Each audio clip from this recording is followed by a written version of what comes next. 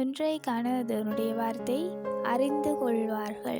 யோவான் 13:35 சொல்லுது, நீங்கள் ஒருவரில் ஒருவர் அன்புள்ளவர்களாயிருந்தால் அதனால் நீங்கள் என்னுடைய சீசர்கள் என்று எல்லோரும் அறிந்து கொள்வார்கள். அதாவது நாங்கள் தேவனுடைய சீசர்களாக இருக்க வேண்டுமாக இருந்தால் எங்களிடத்துல அன்பு இருக்க வேண்டும். நாங்கள் ஒருவரில் ஒருவர் அன்புள்ளவர்களாக இருப்போமாக இருந்தால் நாங்கள் தேவனுடைய சீசர்களாக இருப்போம். உண்மையில் தேவன் எப்படிப்பட்டவர் என்று அறியாத ஜனங்களுக்கு நாங்கள் தான் தேவன் எப்படிப்பட்டவர் என்று சொல்லி அறிவிக்கிறவர்களாக இருக்கிறோம்.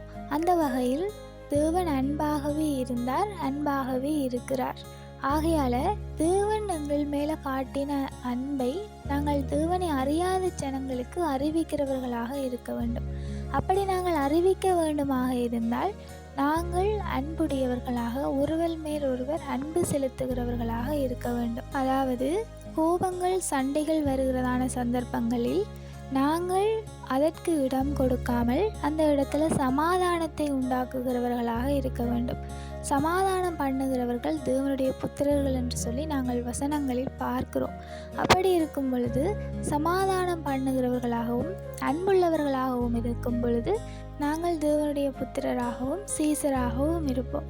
இந்த வசனத்தில் சொன்னது போல நாங்கள் ஒருவர் மேல் ஒருவர் அன்புடையவர்களாக இருக்க வேண்டும். அப்படி நாங்கள் அன்புடையவர்களாக இருப்போமாக இருந்தால் எல்லாவற்றையும் சகித்து கொள்வோம், எல்லாவற்றையும் மன்னிப்போம், விட்டு கொடுத்து போகிறவர்களாக இருப்போம்.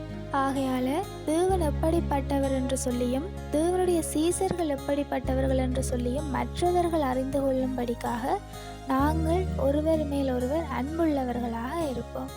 Have a nice day.